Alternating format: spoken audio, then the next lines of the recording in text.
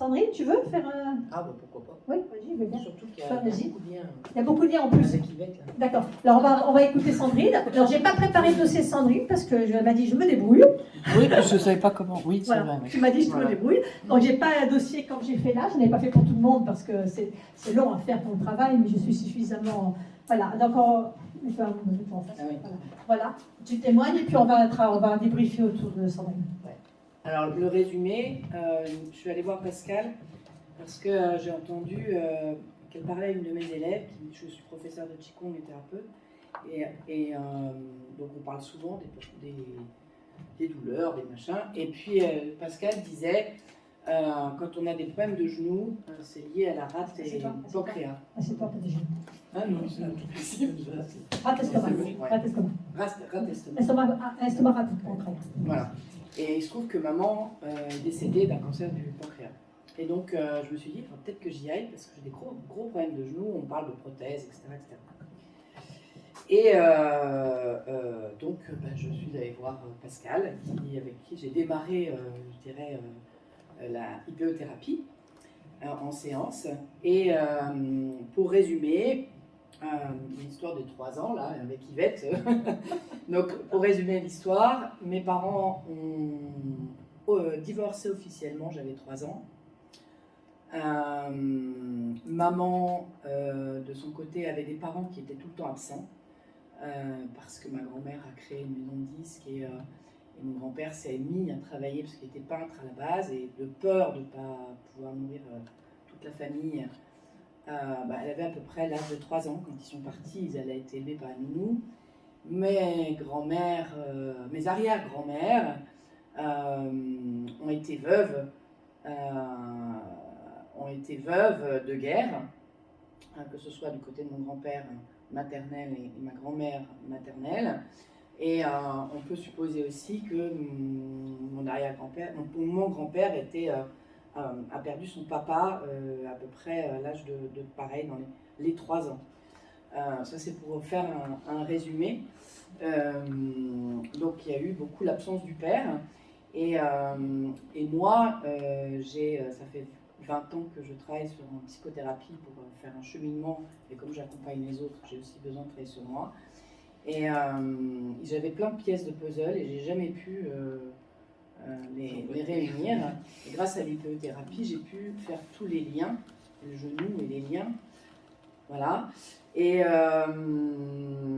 j'ai pris conscience que maman, lors de la conception, en fait, n'était pas du tout en reliance avec mon père. En fait, il y a ce que je constate par le témoignage et par tout le chemin qui a été fait avec Pascal, c'est que la relation au père, le père était tout le temps absent. Mon père habitait en Afrique, donc en Norvège, Afrique, il n'a jamais été là.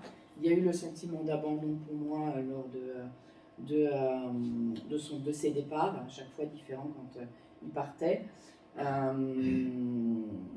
Et que maman, quand j'ai été conçue, était amoureuse d'un autre homme. Et donc elle a fait l'amour avec mon père, tout en faisant l'amour par la pensée avec cet autre homme qui est venu, qui a été mon beau-père, que j'ai beaucoup apprécié aussi. Enfin bref, il y a eu tout un travail, il y a une prise de conscience qui a fait que toutes les pièces de puzzle que j'avais se sont réunies, et grâce à ça, je ne suis plus dans la confusion aussi de... aide-moi Pascal. Par rapport à l'amour. Ouais, par rapport à l'amour et les liens, et il se trouve que moi-même j'ai divorcé, j'ai été veuve, les hommes n'existent pas quelque part, parce qu'à chaque fois il y a quelque chose qui fait que l'homme ne peut pas exister dans ma vie, en fait. Et parce que j'étais moi-même dans la confusion, dans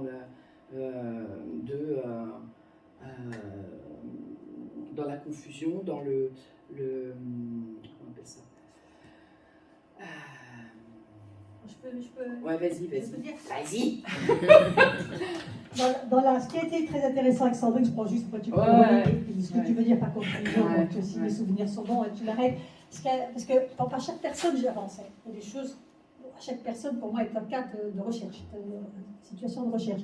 Et ce qui est apparu très clairement avec Sandrine, je crois que c'est la première fois que j'avais ce cas-là. Donc, du coup, je crois que je l'ai dit, c'était la première fois. Donc, du coup, ce qui est intéressant, au niveau de la matière, je dis toujours matière et énergie. Matière et énergie. Donc, au niveau énergétique, en fait, le spermatozoïde de la matière était de son beau-père, l'amour de sa maman, mais qui n'était pas là, parce que la maman était mariée, était dans un cadre de mariage. Donc, il y avait une dualité, il y avait une énergie amoureuse. L'amour, c'est l'énergie. Donc, la pensée, l'amour, la vibration de la maman, elle était sur, tu veux dire le nom du beau-père, tu veux dire? Oui, René. René, était sur René, d'accord? Mais la matière énergétique, la matière, le papa énergétique, était sur Philippe. Voilà. Donc, dans la conception de la rencontre, j'avais toute la mémoire unique de l'ovule, mais j'avais une dualité au niveau de la vibration. Parce que j'avais les deux hommes. L'amour et la matière. D'accord? Et là, ça crée donc dans la conception et ensuite dans tous les systèmes énergétiques et vibratoires, ça crée une dualité permanente, parce qu'elle se construisait avec le père biologique qui était là, mais toutes les pensées, la matrice, les vibrations étaient vers René. Et donc, elle s'est construite dans une dualité qu'on appelle dualité qui ne trouve pas son unicité, qui pourrait être perturbatrice, parce que ça peut être des origines perturbatrices psychologiques, ce qui n'a pas été le cas, parce qu'après, il y a eu beaucoup d'amour, ce que j'appelle les ressources. Après, dans la famille, il y a eu le divorce, c'était difficile, il y avait de l'amour dans la famille. Donc, on se sert aussi des ressources. Par contre, si après ça avait été catastrophique, la violence, l'alcool, etc., alors à ce moment-là, on activait encore cette dualité qui devenait psychologique. Là, c'est une dualité vibratoire, ce qui est quand même différent. Et donc, on a beaucoup travaillé sur accepter cette dualité, puisque c'est ainsi. Donc, dire aux cellules, c'est ainsi. Je suis faite d'une énergie d'amour de René, d'accord, et des gènes matière de Philippe. Point à la ligne. Et ça, donc, le travail des petit à petit, on remet la paix dans tout ça. Et moi, je cherchais toujours la fusion chez l'homme. Parce que je n'avais pas été dans la fusion au moment de... Et donc, j'étais tout le temps dans la confusion. Ouais. Ce qui veut dire que c'était réparateur pour elle. Ah oui. Donc, mais c'était réparateur dans ses systèmes énergétiques et vibratoires. Elle le cherchait comme réparation. De manière inconsciente, c'est la cellule, la conscience cellulaire. Mais du coup, dans sa vie, c'était pas du tout réparateur dans la matière. Vous voyez, c'est toujours matière-énergie. Est-ce que vous comprenez? Parce que c'est complexe, ça. Oui. Et résultat aussi, c'est que grâce à toutes ces prises de conscience, parce que le départ, c'est le genou quand même. Il est douloureux, j'ai besoin de mon corps pour pouvoir transmettre le qigong, j'ai besoin, bref. Et ça a pu tenir. Alors certes, il est tellement abîmé que aujourd'hui, on se pose des questions sur ce qu'on fait dessus, mais n'empêche que je peux remettre des talons, je peux marcher, je peux donner mes cours, et chose qui n'était vraiment pas évident au moment où je suis allée voir Pascal, où je devais vraiment... c'était très très très compliqué à ce niveau-là. Donc je vais avoir droit à une opération, mais les médecins la retardent, mais moi aussi je veux la retarder quelque part, et grâce aussi à tous ces liens, toutes ces prises de conscience, parce que aujourd'hui, je sais que je ne suis plus dans la confusion de la fusion, et ne cherche plus ça en fait. Voilà. Je me suis retrouvée pleinement dans qui je suis, et j'ai trouvé mon identité. Oui. Oui, vraiment. Alors, ce qui est important aussi, c'est qu'on est aussi dans le système, la vie intra-utérine, toute la vibration. L'utérus appartient au système énergétique estomac-pancréas. Le genou appartient au système énergétique estomac-pancréas. Donc, c'est les mêmes systèmes énergétiques. Vous avez des grands systèmes énergétiques, par exemple estomac-pancréas, issus de la médecine chinoise de l'ayurvédique, et puis il y a des sous-systèmes énergétiques qui sont reliés au grand système énergétique. Et par exemple, dans la famille estomac-pancréas, dans la famille, il y a les petits-enfants qui sont l'utérus, qui sont le genou, qui sont la prostate, etc. etc. D'accord? C'est des éléments de cette famille. C'est comme papa, maman, estomac-pancréas, puis les enfants qui appartiennent. Et l'utérus et les genoux appartiennent à l'estomac-pancréas, qui veut dire respect, courage, etc. Le respect. D'accord? Se respecter. D'accord? Alors, ce qui est dommage, si vous voulez, c'est que des situations comme Sandrine et d'autres, si ces thérapies-là étaient connues bien avant, on éviterait des pathologies aussi lourdes, ça c'est clair. Ça c'est clair. Là c'est tard parce que c'était Ouais, là, bien là. c'était- C'est tard, c'est ouais, tard. C'était déjà Ouais, très c'est très tard. tard quand Ouais. je T'es venu très très tard. C'est tard. Quand la destruction est là, c'est rare. Parce qu'on peut arrêter la destruction, mais reconstruire, ça prend beaucoup de temps. Vraiment beaucoup de temps. C'est possible. Hein. C'est possible, moi je l'ai vécu. Ouais, je l'ai vécu, la reconstruction osseuse et cartilagineuse. Donc c'est possible. Mais beaucoup de séances, beaucoup de temps, ça dépend où on en est. Donc la deuxième chose qui est importante, c'est que même s'il y a opération, et ça je le dis vraiment pour tout le monde, et ça vous pouvez passer le message, même s'il y a opération, elle sera faite sur un système énergétique rééquilibré. Oui. Donc les conséquences de l'opération seront beaucoup moins graves que s'il n'y a pas ce rééquilibrage. On le voit en ostéopathie, on le voit partout. Donc de toute façon, le travail il est à faire. Parce qu'à partir du moment où il y a des perturbations comme ça depuis la vie intra-utérine, si on ne résout pas ça, après on se fait opérer du genou, et puis 3 ans après, on se fait opérer de l'utérus. Hein. Ça c'est clair, c'est-à-dire que ça tourne. Si les systèmes énergétiques ne peuvent plus perturber les genoux, ils vont trouver un autre truc qui va perturber l'utérus. Hein, et ça va continuer. Hein. Donc c'est important de rééquilibrer. Alors si ces thérapies étaient connues plus tôt, eh bien, on éviterait quand même de pathologies, ou alors elles seraient diminuées.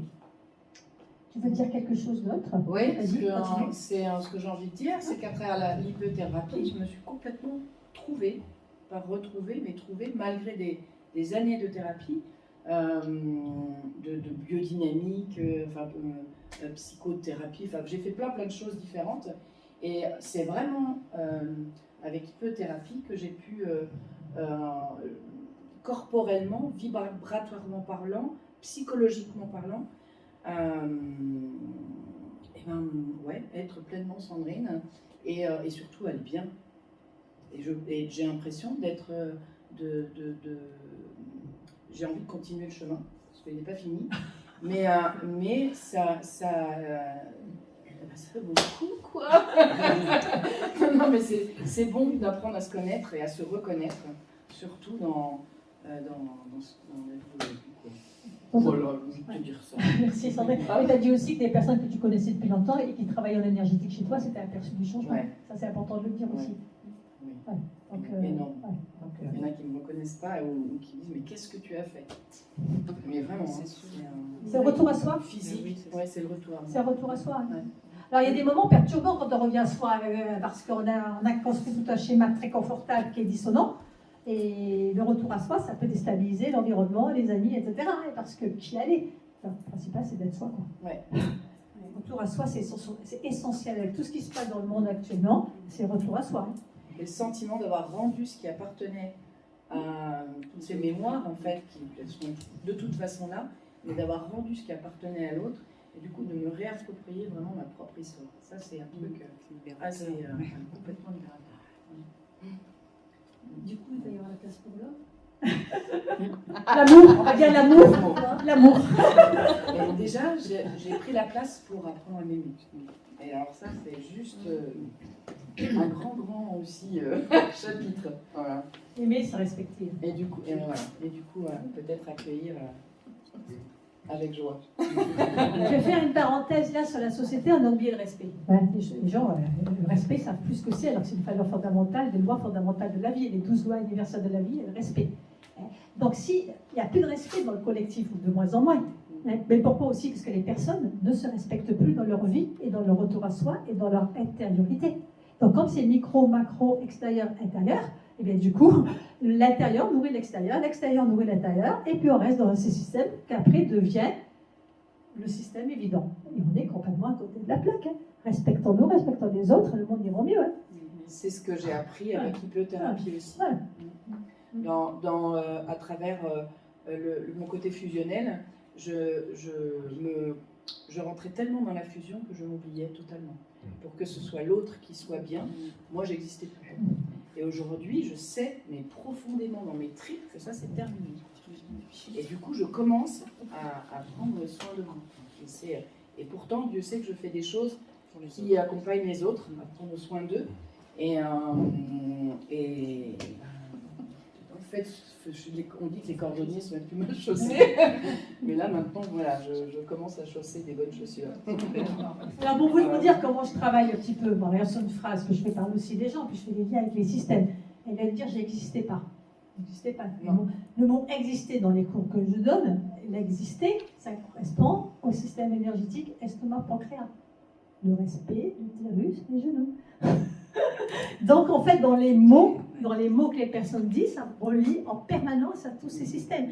Donc, en fait, bien sûr, il faut connaître, il y a des connaissances, mais après, les personnes, elles vous apportent tout sur un plateau. Hein. Elles ne pas de peur ou d'angoisse, c'est pas pareil. Et là, j'existais pas. Donc, elle relie tout ça, c'est la conclusion. Maintenant, tu existes, donc ton système est rééquilibré. Donc, ça va nourrir. Seule chose qu'il faut du temps pour que les systèmes énergétiques et vibratoires rééquilibrés, il faut du temps pour que ça infuse le physique, bien entendu. Hein, c'est pas on tape des doigts, mais ça se fait petit à petit, on en a la preuve par l'ADMR, ça se fait quand même. Et actuellement, quand on travaille bien et vite, bien en laser, ça est très précis. L'hypnothérapie, c'est des connaissances et de la précision. Micro, macro, complémentarité de toutes choses. Et après, tout va bien. Merci Sandrine. Attends, tu veux dire quelque chose d'autre? Oui, Oui, après, on parle d'ancrage aussi des mémoires cellulaires.